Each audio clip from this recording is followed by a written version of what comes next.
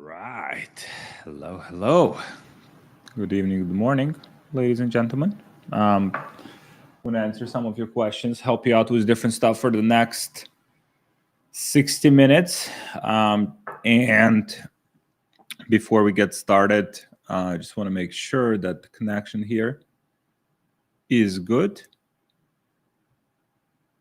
And we will get started. Hey, Isaac.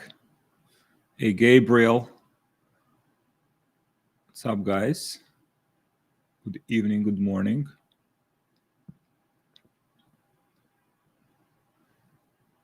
All right.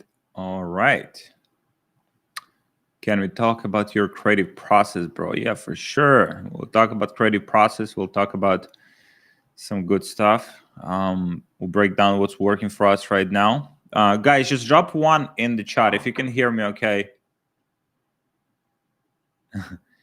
It's what is that? 11 a.m. We're live. Right? Just want to make sure. Like, there's some people like, oh, is this live? Is this live? Of course it is live. It is August 28th.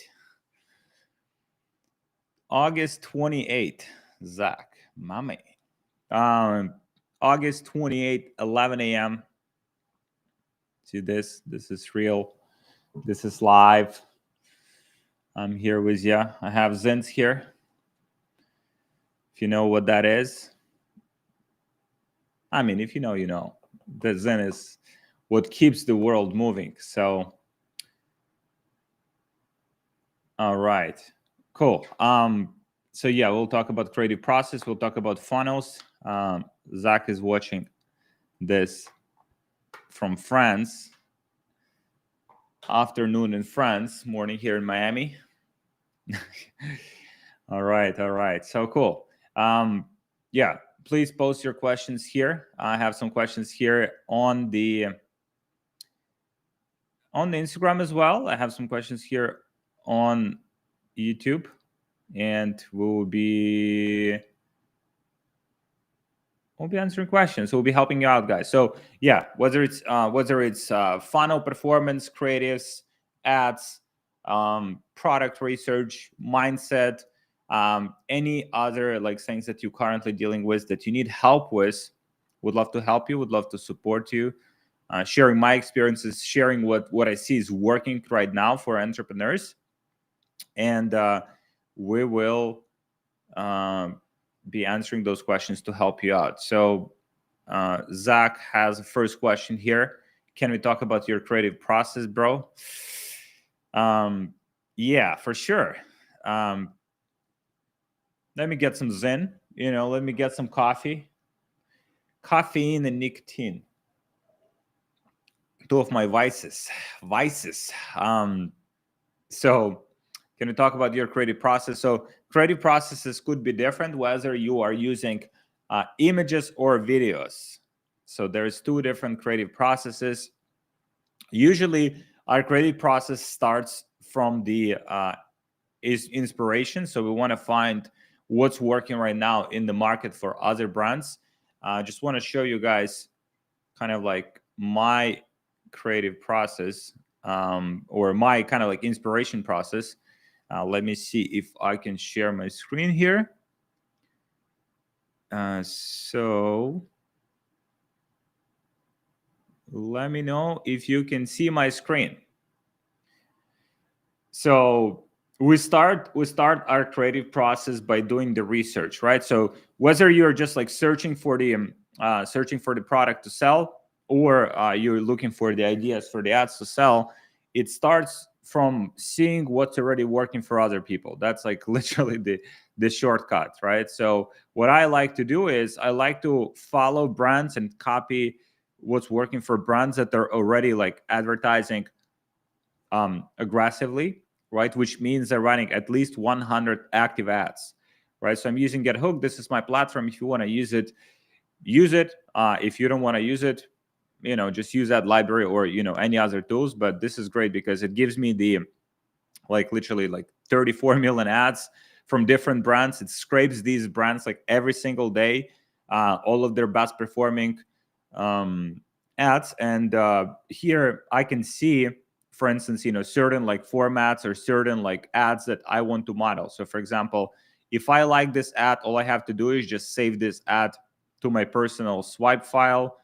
If I like any other ads here, let's say I like these two that I wanted to model for myself, I save these. If I like these images, I save them to my personal swipe file. So once I save them, so they'll appear here, and my personal swipe file has like probably 70, 80,000 ads. And let's say if I wanted to replicate this ad for myself to sell my product, all I have to do is just click on add details and then share this ad with my team member, like a designer who helps me put these ads together. Or if I want to edit these ads myself, I can just download this ad from here. So just one click of a button, I downloaded the ad, and I can like modify it, tweak it. I can take it to Canva or any other tools, like tweak this ad and create one for myself. Also, I'm heavily using the static ad templates. So here we have different like static ad templates that are very easily customizable. So for example, all I have to do here is I have to have to log in. 1 second. I'm going here, and then from here I'm able to see this template here in two different ways. Let me just make sure I'm sharing my screen. All right. Yeah. So here I have two different, so this is the original ad, right? This is the original ad that I'm trying to model, for instance. And then there is another one here that I can modify. So let's say if I want to kind of like remove this, I can do it. If I want to replace it with something, I can do it as well. And if I want to change the text, like for example, live call legends. All right. So if I want to change the text here, I can do it. If I want to say boom, boom, boom, I can do it as well.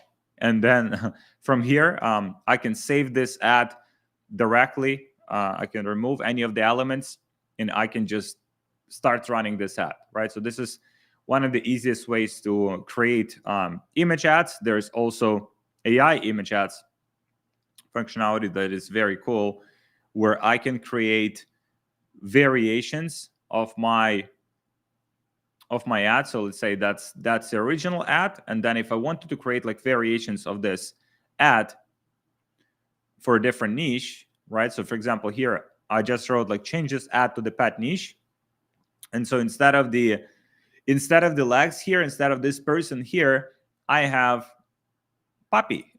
Very cool puppy here, realistic puppy too.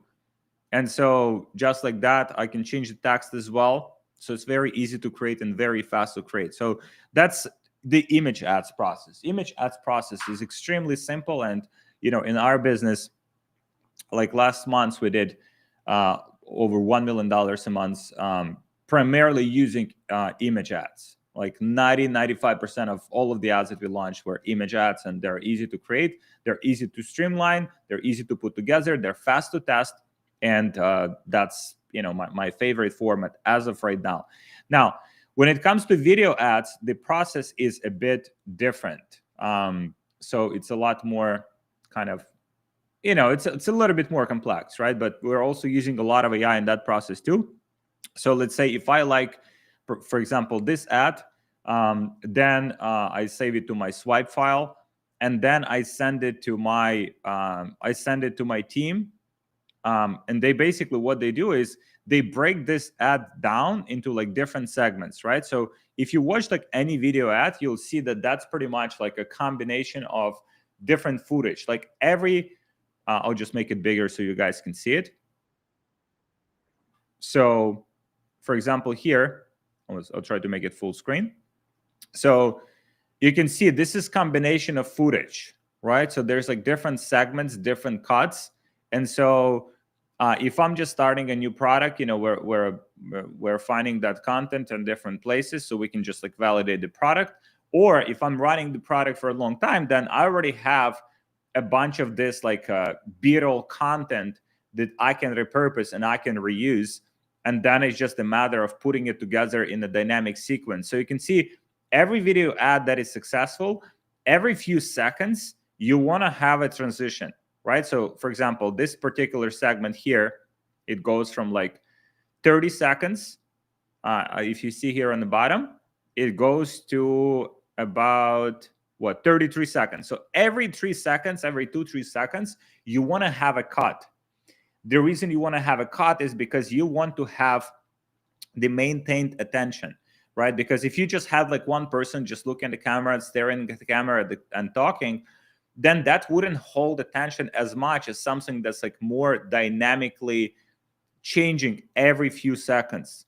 That's why you will need a lot of B-roll. And B-roll, for those of you guys who don't know, it's basically a piece of footage, right? So a person holding the product and talking something to the camera, right? Person looking at the camera and saying something, right? So you can have the person actually talking, or you can have the let's say AI voiceover over the ad, and then after that just different, and beyond that you just have like different pieces of footage, right?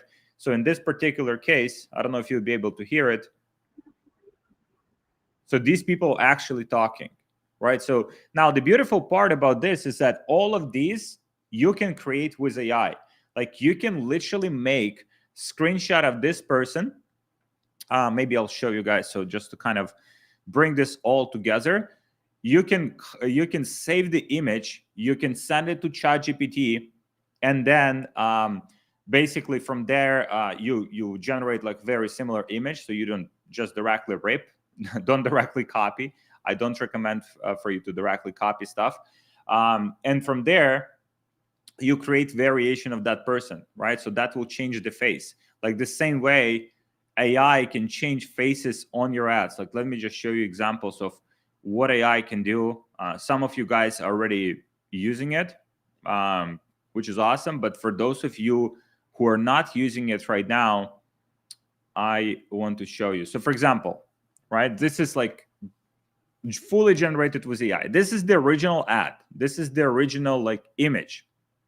And then, I just asked AI to change, the different like ethnicities for this particular ad, and you can see it created another lady, right? Afro-American lady, right? Another lady here, another lady here, and another lady here, right? So generated like 4 different images from this original one that I had. If I wanted to test different faces and let's see if they convert better, then all I have to do is just use AI to create these variations. And then from there, if you wanted to turn this into a video, you can use Kling AI. So Kling AI will turn that image into actual footage that's moving. Like, let's say you want person to move, you want person to stand, you want person to laugh, you want person to cry. Like, you can do all of that using Kling AI, right? I'll just put the name here on the screen, Kling AI. And I think I have some Kling AI. I just put it here on screen, guys. So I have some tutorials on YouTube. Just check out my YouTube channel where I break down these different parts and how to make this kind of footage, because for our business, like, it saves a lot of time. If we wanted to source this content from creators, we would have to pay hundreds of dollars. We would have to wait for days or sometimes even weeks to have this content created. But if we want to move faster, if we need like specific piece of content, specific piece of B-roll for the video to create and just launch it as quickly as possible, we can use Kling AI to turn that image into actual video. Also, Veo is a very good tool to create pieces of content. So once you start kind of like, okay, I'm using, let's say, ChatGPT for this, and then I'm using Kling for this, and then I'm using Veo for this, right? Like, now you have the stack of these different AI tools that will help you to pump out more ads and will help you to scale your business. So yeah, that's on the process with these different parts. Khan mentioned an image ads message is make or break. Yes, 100%. So one of the things that's great. You mentioned that, Khan. One of the great things with image ads, like you mentioned, it's this message here. You can replace this message with anything else, right? So for example, here, like I said, change the text in the image to clean skin, eye, wrinkle, microneedle patches.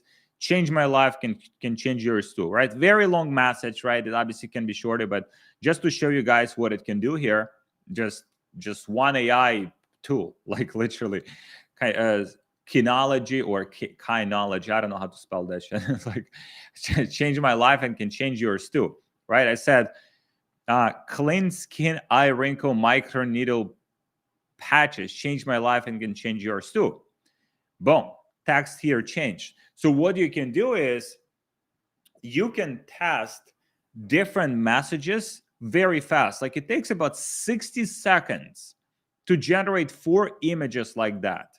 So imagine you have like 4 images and you want to test like, I don't know, 5 different messages and see which one resonates with your audience the most.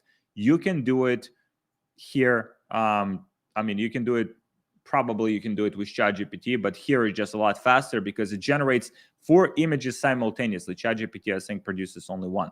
So now you can see, change the message here. Also change the faces. Like there's different faces here. Boom. Like slightly different closing.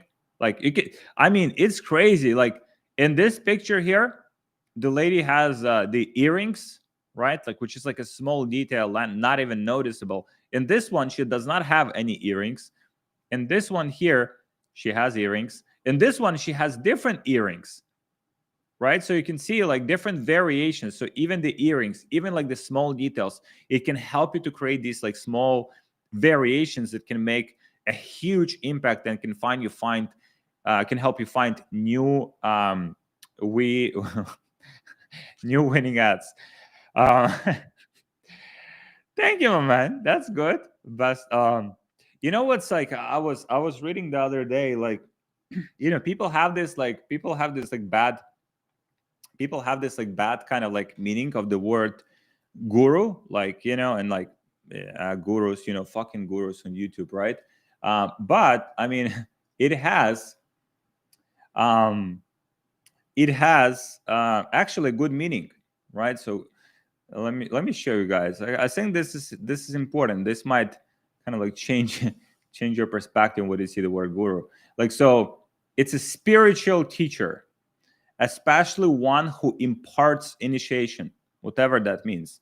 But there is obviously like influential teacher, popular expert, spiritual teacher. So thank you so much for calling me a spiritual teacher. Yeah. Thank you, my YouTube. What a name.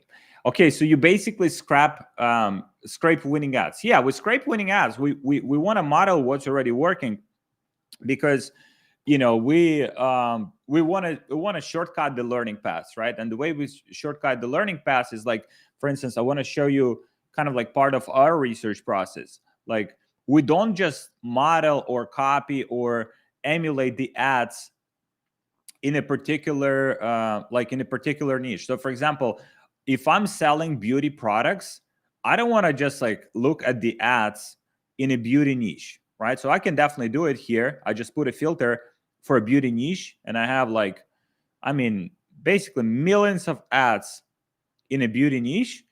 But that's, you know, that's a good starting point, but that's not enough.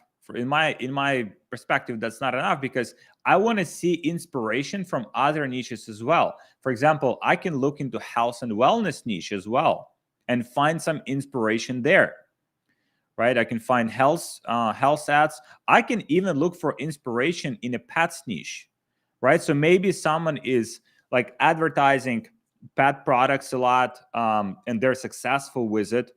I definitely want to learn from those people. Like, for example, how they added their ads, how they put their ads together, what kind of image ads they're using. So for example, if I like this ad, again, the same process follows. I just replicate it using AI.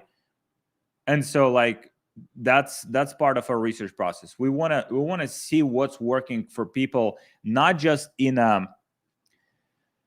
not just in our niche, but also in other niches as well. So you find inspiration from, beauty, health, pets, jewelry. You just want to be hunter, like a fucking hunter for great ads. And great ads can be anywhere in any niche. There's brands that are successfully advertising in all sorts of niches, and that's what we want to do. Not Jut. You're gonna be doing lives more frequently. Yeah, I'll try to. Man, I'm running the business. So I have limited time, but I want to help you guys with your challenges and your issues, and I'll try to do them more often for sure. Question here from Bowtied Borzoi. What a name! You guys have, my name is so standard, right? It's hard to pronounce, but your names are just like next level. How often do you change your AI tech stack for writing? Tools come out almost too quick to keep up with. My man, that is a great question. I would just stick, in terms of writing, Claude is the best. Claude is the best for writing. I know a lot of people using ChatGPT, but Claude is just, in terms of like writing specifically, like it's the best one. So I would just stick to it. They constantly do the updates. They constantly release new versions. So I would just stick to one tool and just like master it, right? In terms of the prompting, in terms of the feeding it with, different information about your brand. Like for example, my partner Mark, he created this awesome document here that if you guys DM me on Instagram, I'll send you this, or you can find it on one of his YouTube videos. It's called Foundational Docs SOP. So pretty much what you would do here is you would upload, you would follow the process. You would upload these like different documents with information about your brand, about your ideal customer, about your avatar, about the necessary beliefs that your customer needs to have in order to buy your product. You would upload it to AI before you write anything. And that will dramatically increase the quality of your scripts, because now AI will be making decisions not based on just like random information. Hey, please write me the script, or please rewrite it for my product. Like this is very basic. You want to feed AI with great inputs about your brand, about the whole context of what you're trying to sell and who you're trying to sell your product to. And then the quality of the writing, the quality of all of the outputs that you will get will be substantially higher. So question here from Kevin Wouters. I found multiple winning products before, but I feel like I can still learn more about marketing, copywriting. Do you recommend BBA or ESS? So BBA is for people that are just like starting out, getting like initial momentum, and their objective is to get to like $1,000 a day in sales, $30,000-$50,000 a month in sales, and get that initial momentum. ESS is for more experienced entrepreneurs. So if you already have experience, if you found winning products before, ESS can be great fit for you. So we can help you to get to some consistent numbers. We have many people in ESS that are doing over $1 million a month in sales. So that's kind of like, what we're aiming for in terms of the results. Question here from, thank you, Mike. Thank you, Mike. Thank you, my man. So just translate, he's just grateful for all the content I'm making. Thank you so much. Question here from Jonathan Brandon. I'm selling laser bracelets with sizes for men. I'm thinking to move to watches. What do you think? Selling with sizes is pain in the ass. Okay, just make the adjustable bracelet. Like if that's a problem, right? So let's say I have this bracelet here. It's WAP, right? And it's adjustable. So I don't know if you can do that. I think watches niche. Let me just run like a quick kind of like search. So I think watches in general are not selling very well, right? So look, if you look at Google Trend here, selling watches is fucking hard. So this was the kind of like demand in the last, you can see in the last, like, I mean, 10 years, right? Here there's like massive spikes. So it seems like watches is something that you can absolutely crush for Q4. So if you have enough time to prepare, if you have some products you want to launch, I would absolutely do that. But then overall, as a niche, even compared to like 10 years ago, 20 years ago, it was like at 51. I'll just zoom it in for you guys so it's like more visible. So you can see here it was like 40, like kind of like it was here, higher up. And now it's like 30, 37, 40, like on some better months.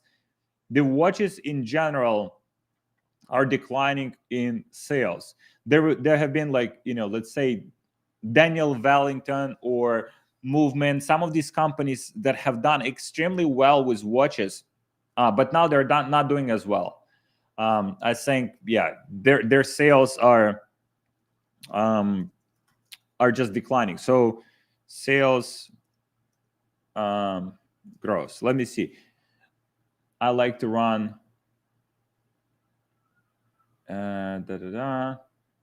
fashion watch. All right, let me see. Okay, boom, there you go. Right, so I like to do the research on the market in general and whether that market is growing. So you can see here,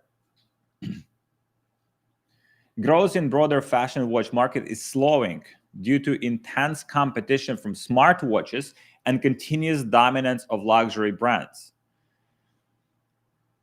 It's like, it's basically the way to look at it is like, for example, smartwatches are growing in demand, right?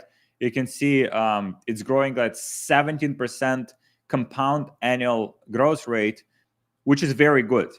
Like this metric, guys, like before you launch any product, you just want to make sure that you're in a good market.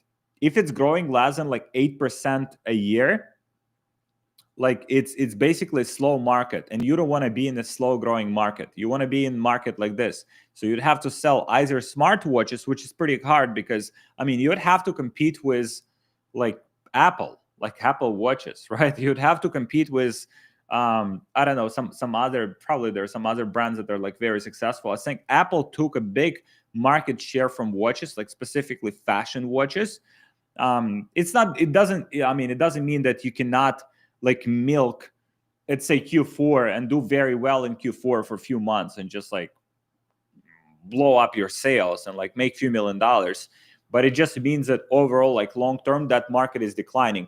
So the demand for watches, if you think about it, like, there have been like Daniel Wellington, like all of these like kind of like cheaper watches. Filippo Loretti used to do extremely well. They scaled so fast, but now it's just like everything went down. You want to be in a market that is growing, guys. Like this is so important because unless you're just looking to like launch a product, like make, I don't know, a few $100,000, a few $1 million and just like drop it and move to another product, you want to be in market that consistently grows over time so you can build long form sustainable brand. Second part of the question here, would you recommend to sell to women accessories and watches with no sizes? Yeah, you can definitely, just test it out. I think now is a good time because it's right before Q4. It seems like there's like this spike in sales that goes before like Q4 because people buying these as gifts. And I would test it out and see what data says. But generally as a whole, that market with watches kind of like on a decline, which is not the best. All right. Okay, Armand Amir, I use GetHook, but image ads haven't been too great for me so far. Okay, I mean, I would love to look into it. If you can hit me up on Instagram, I'll drop my Instagram here. Would love to see kind of like what image assets you are producing. It also depends on Let me drop it here. I'll drop it on the screen, my Instagram. So that's my Instagram here, by the way. If you are not connected on Instagram, please just ping me on Instagram. We'll connect, and I'll see how I can help you, give you some feedback and stuff. So with images, like let's say your images could be very good, your metrics could be very good, but then what if it goes to the product page or a landing page or like advertorial that doesn't convert, right? Then you have to fix the conversion issue first before you pump out more ads. Like our sequence always, like let's say if business is not profitable, if ads are not profitable, first we're trying to address the funnel. Like that's number one thing, because if funnel doesn't convert, then you can have very good ads, but it still won't be profitable. So Armand, please hit me up on Instagram. That's my Instagram here, and I would love to give you some guidance and help you out. What stats do you use to analyze? Do you analyze to judge an ad, a winning ad? I can see the spend in EU, but wonder how do you find a winning ad? That's a great question. So what I personally like to use is this. Kind of like I like to stack few of the criteria on top of each other. So for example, creative usage, right? It means how many times the ad has been replicated. So I'm searching for at least 3 or 5 times that creative has been like replicated. So here you see, for instance, this particular ad has been copied 3 times, but it only has been running like 1 day, right? Which is not great. I'm looking for the ads that have been running for at least like 7 days. It tells me that, okay, if these ads have been, let me see, runtime, minimum days, let's say 7, right? So seven. So for example, this ad has been replicated like 7 times. And it also has been running like almost like a week now here. This one here has been replicated 3 times, has been running also for like a week now. So which means like you don't try to replicate the ad if it's not profitable, right? So that's basically the criteria that I'm using. And if you're using, let's say, even 5, right, the ads have been replicated more than 5 times. Like this one here, like all of these have been replicated more than like this one has been replicated 7 times, but they stopped running it, right? So I can do another filter here by the status of the ad. I want to make sure that the ads are still active. So it's been launched August 19. So it's basically like you want to make sure this one has been launched on January 29. Been running this ad for quite a while, and you can see it had been replicated like 8 times. So that's what we are looking for in terms of the ads being like kind of like several different criteria of the ads in order to filter them out and to see which one is the winner. How do you use ABO and CBO in your ad account and managing an organization and testing and scaling? I think that's a question for our media buyer on more like tactical stuff. Like for us, we focus like 80-90% of our effort and attention on the creatives themselves, because if you have a bad ad, it doesn't matter if you put it ABO or CBO, like, or if you try to play with bids like cost caps, bid caps, it wouldn't perform. But if the ad is a winner, it will perform anywhere. It will perform with any of the, bidding strategies. It will perform like everywhere. So that's what we are focusing on. We're focusing on the quality of the ads, and you can keep it as simple as possible. I've seen people like scaling to like, $30, $50, $100,000 a day, just like using very simple structures with like ABOs and CBOs. But if you cannot scale doing that, it's not because of your bidding strategy. It's because your creatives are simply not good enough. Can you write the title one more time? AI analog ChatGPT. Yeah, it's called Claude. So Claude AI, I think. Claude AI. Let me see if that's the right one. So I'll just give you guys the right Yeah, it's called Claude AI. I'll just put it here on screen. So Claude AI, it's the best one for copywriting. It's the best one for as an alternative for ChatGPT. Okay. What would you say is the best way to find good communities to share knowledge and learn? I mean, you can find some great people on Twitter, or you can join some communities, like paid communities. Usually, the paid communities are better because like they're just like faster. Like you can find some great people, like and just manually reach out to them and kind of like try to establish their relationship. But let's say if you're joining like the paid community, it doesn't have to be our community. Like if you join any paid community, there's a barrier of entry, and what that means is like usually it's like people are more committed, and that increases the quality of the people. And usually the more expensive it is, like usually the higher the barrier of entry, which means typically the quality of people to network and learn from is higher in those. That's literal. I'm in different masterminds myself. I'm in different like groups myself, paid communities, and that's what I use to network and find the right information. Would you get more curiosity clicks and less buying intent if you direct the product page? I have a VSL with $1.6 cost per click, but no buying intent directed to PDP, right? So I would have to look, Arshia, I would have to look at your ads and whether your ads are directly building the pain. Sometimes you would have very good soft metrics. You would have very good cost per click. You have very high click-through rate, but people are just clicking out of curiosity because your ad does not build enough of a pain for a customer to kind of like make a purchasing decision or be like in a buying like mood when they're getting to your website. So I would have to look through the whole funnel, kind of from the initial ad to the to the lender or to the advertorial, and see kind of like how that whole thing flows together. The purpose of the ads is not just to get a click to your website. The purpose of the ad is to get a qualified, interested, engaged click, right? So that's one of the big like misconceptions, because sometimes people look like, oh, my ads are great, my ads are phenomenal, but they don't convert. The reason they don't convert is because your ads don't build enough of a gap, right? So let me just write it down here. Let me see 1 second.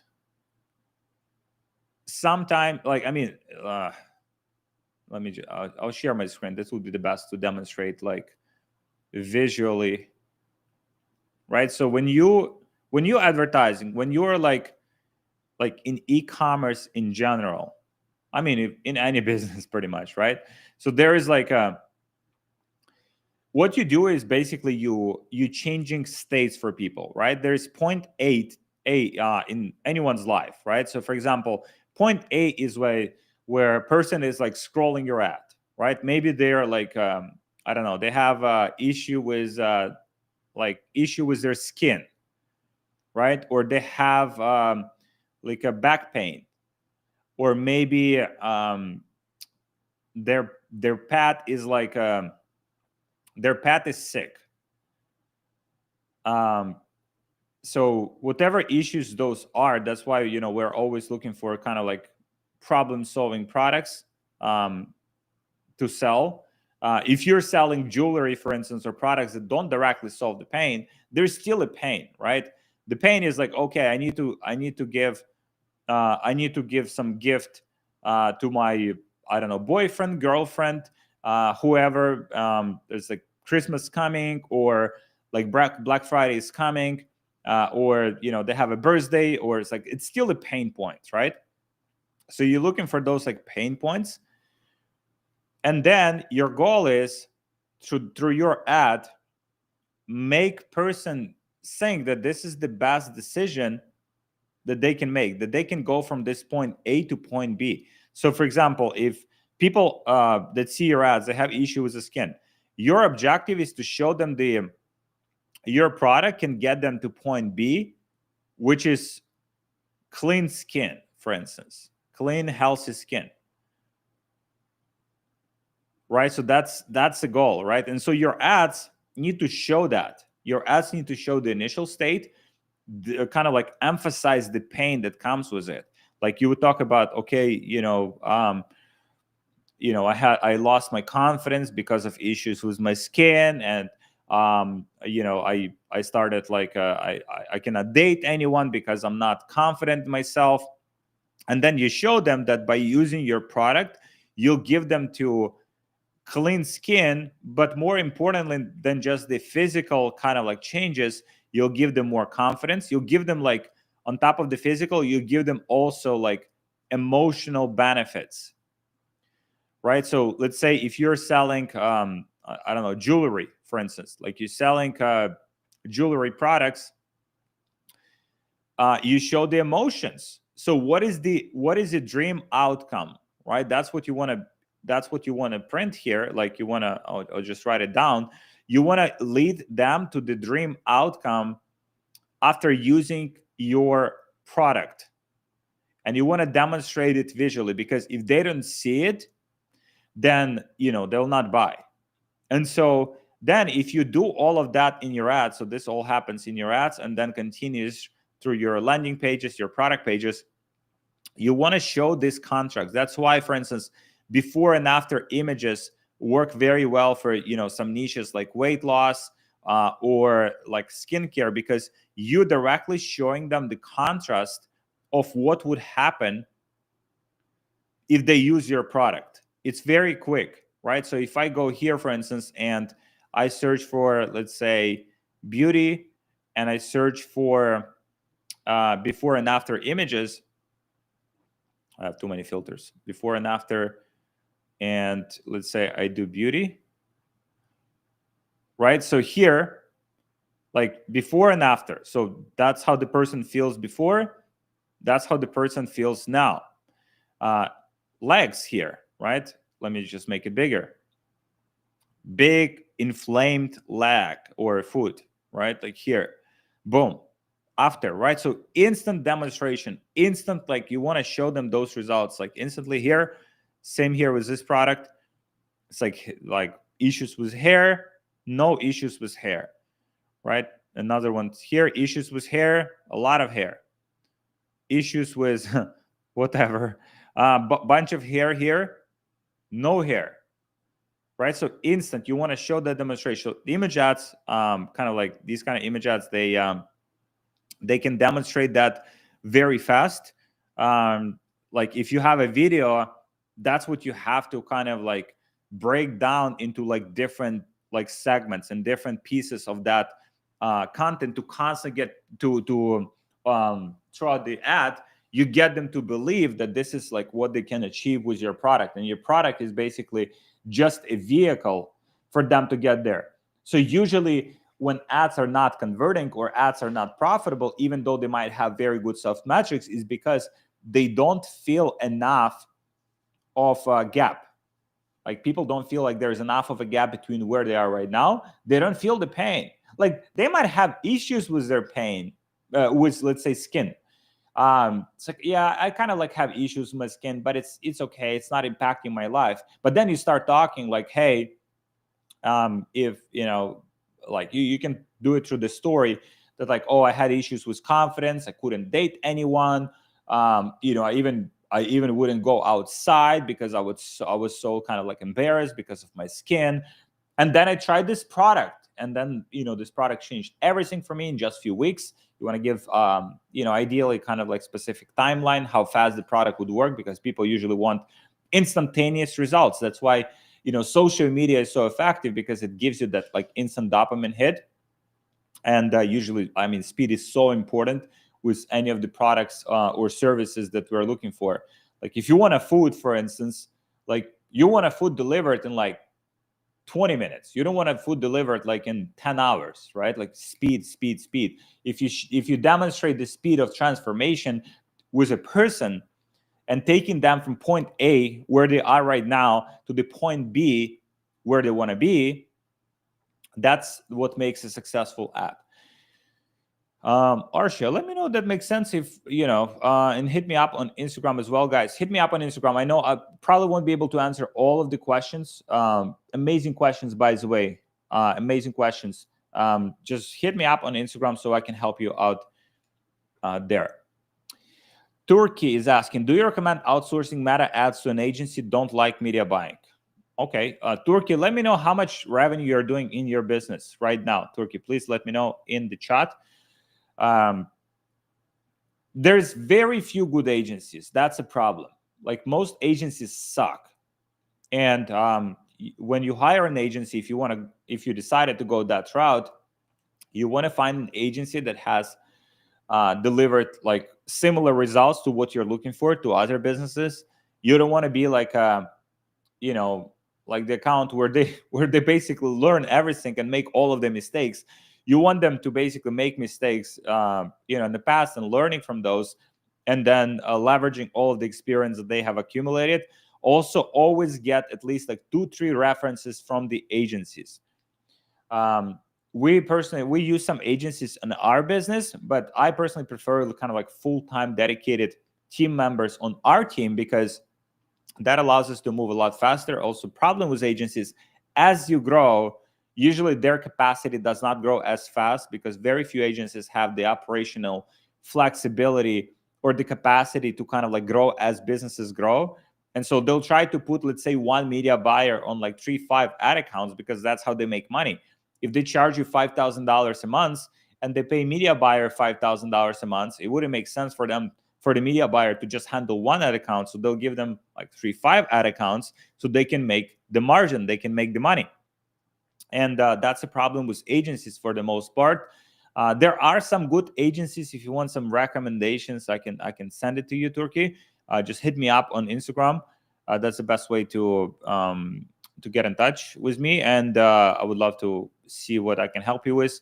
But usually, Turkey, please, my man, please, 30K months. It's too early. It's too early. Get the business to at least a few $100,000 a month. You can absolutely do that, because 30K a month is $1,000 a day. If you're probably spending a few $100s a day on ads. You need to get hands-on that stuff, my man. Please, even if you don't like it. There's many things in my business that I do every single fucking day that I don't necessarily like, but they're moving the business forward, and I do them. And so that's the same with media buying. Media buying is one of the most important parts in the business, because that's probably your biggest expense in the business. So please, just get hands-on, really figure out, like, get some coaching if needed, like from someone who's managing ads effectively. Once you have a good understanding, also you are in a position in your business where business has enough of cash flow, enough of a profit to hire some good agency. Because as of right now, I don't know your budget, but like, good agencies would cost you like $5,000-$10,000 a month at least. And so if your business does 30K a month and you pay your agency $5,000-$10K a month, like basically all of your profit is gone. So it doesn't make sense. I would just get hands-on with the account, see what I need to do, see if I need to build some basic systems in order to scale to hundreds of thousands of dollars a month, make at least 20, 30, 50K a month profit. So now you have enough of a profit to even outsource. And also by then you will have a better understanding of your business, of the media buying, so that when agency tells you like, oh, it's like we tested this and it didn't work, it's like, bitch, I mean, like, I know it fucking works. Like, and you will be able to kind of like spot these things that they're not doing well a lot faster if you actually are hands-on. And like, I've seen so many entrepreneurs over the years, and like, man, the most successful ones are the ones that are just hands-on on their business, especially when they're starting out, especially 30, 50K a month, like even 100K a month, few hundred, like they're hands-on. They know exactly what's happening in the ads manager. They know exactly what's happening in other areas of the business. You can't delegate or outsource too fast, because it will backfire. And Yeah, it's basically like a lottery. It's like you expecting that, like, okay, I'm hiring this agency and they'll change everything, they'll blow up my business, but it's very unlikely. Maybe you get lucky, right? But do you want to like play those chances, like that 5%, 3% chance, like that will actually work out? I personally would not recommend you to take that risk. All right. So, how to handle Facebook inconsistency? Some days are profitable, some days performance goes to zero. Should I use cost cap to control this inconsistency? Yes. The reason, inconsistencies on Facebook will happen. Most of the times, what I've seen, it's either the algorithm, like overall, like maybe just a bad day on ads. And if it's bad day for you, it's probably bad day for like all of the other advertisers. So that's totally cool. So that's not within your control. What you have to focus on is what within your control, which is your creatives and your funnels. These two things are within your control. And in life, like, you just have to focus on what's within your control, because otherwise, like you just, yeah. And like cost caps, bid caps, you can test it out for sure. Test it out, see if it helps. If it doesn't help, then it just means your creatives and your funnels are not good enough. Simple as that, right? Your copy, your creatives, like your funnels, your AOV sequences, your the upsells and stuff like that. I did this video on my YouTube, guys. Check it out, like where I break down like the funnels, the successful funnels. You would see the successful funnels, they have like usually like 3-4 different upsells to maximize the average order value, and that's what helps them to be profitable, right? So if it's consistently unprofitable, it means like you don't have some of those kind of like profit multipliers in place, and you have to put them if you want to have more consistency. And as you have more consistency, you have more profitability, you can reinvest that profit back into the growth of your business. Okay, we have a question here from Izahi. Okay, Izahi. Okay, how do you go about reducing CPMs in your ads and getting more clicks? Or does it not matter? Reducing CPMs comes down to mostly quality of content. If you have a lot of like aggressive wording, if you're saying the word "you" a lot in your ads, and if you are using if you have like a lot of skin in your ads, that's what typically raises the CPMs. Also, if you have some content that's like lower quality, or maybe stock content, or maybe just a rip content that Facebook is flagging, that can cause the higher CPMs in your ad account. We pay attention to CPMs because for us, it typically means like we don't just like, oh, it's like CPMs today are like this. Like but if they're high, if they're like $60, $80, $100 CPMs, it means that something with our content is off, right? Or maybe we're using some trigger words that Facebook does not like. So that's typically the what we're trying to address. Again, we're trying to focus on things that are within our control. What's within our control is creatives and funnel.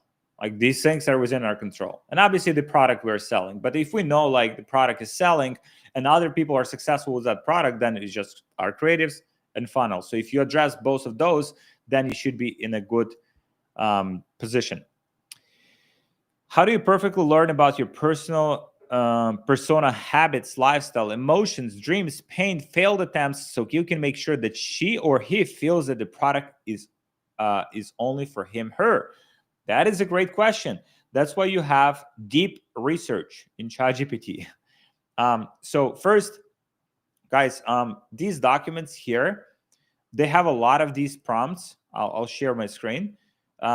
So just DM me on Instagram, Foundational Docs. It's called If you DM me Foundational Docs, I'll send you this document. This is from my partner Mark. You can also find it on his YouTube where he breaks it down. So all of these prompts here are for ChatGPT in order to extract that information from the internet. A lot of the data is on Amazon reviews.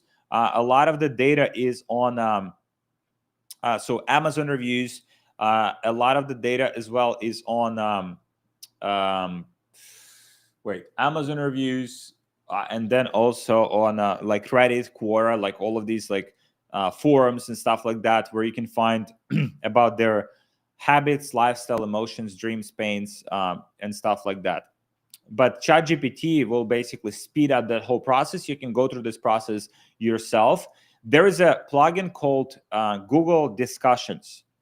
So I'll just show you Google Discussions. This plugin here is, I think it's this one.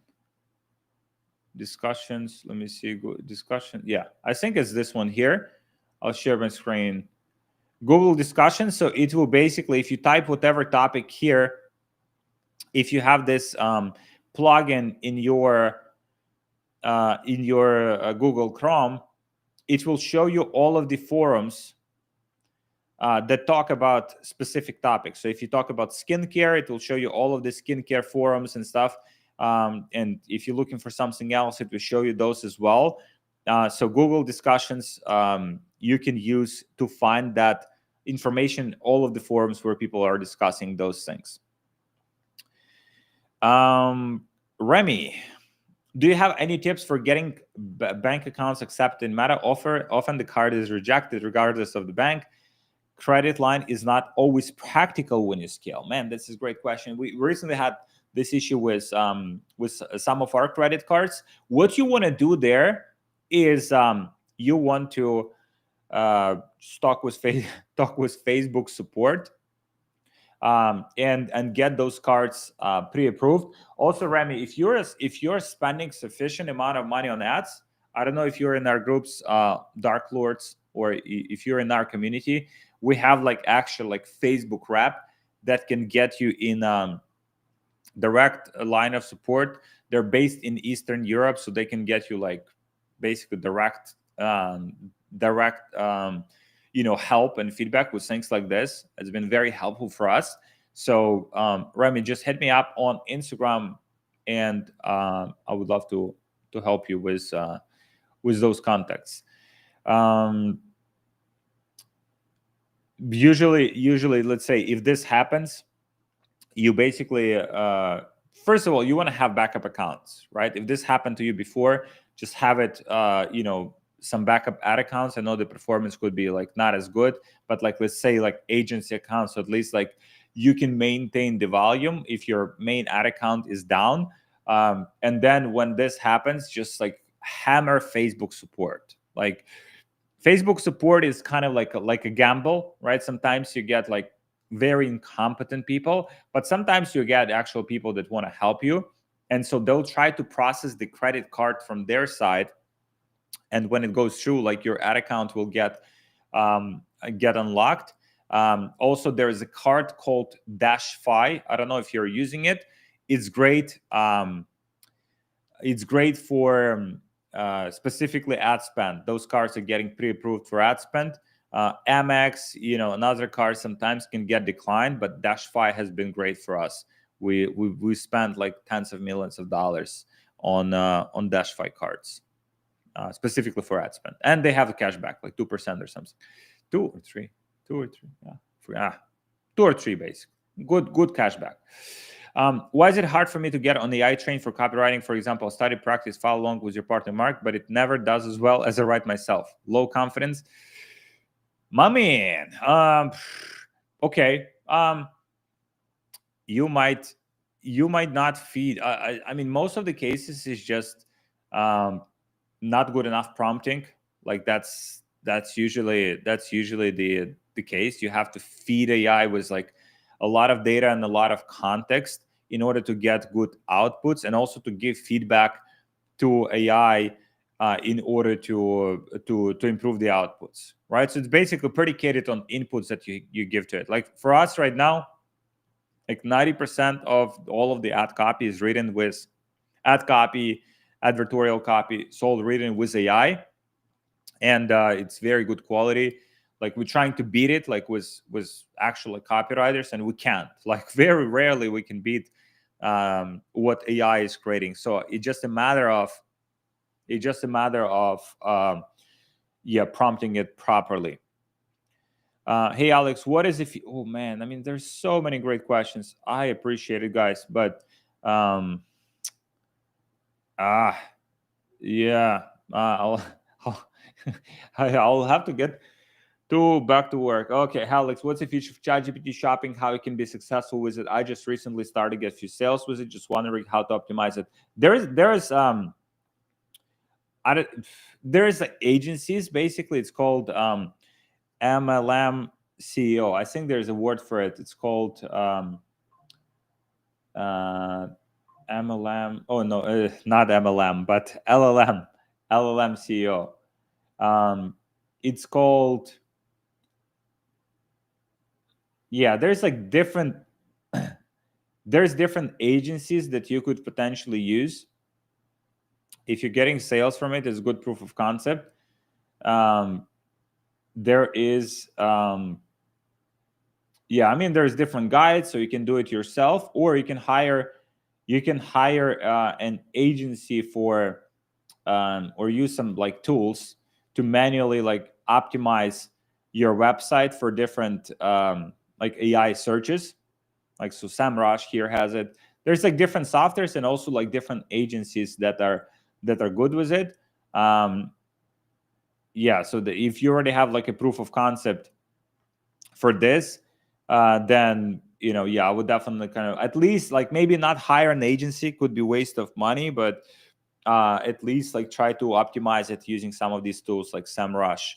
Just search for LLM, large language models CEO, not CEO, SEO. All right. Man, guys, I mean, so amazing questions here.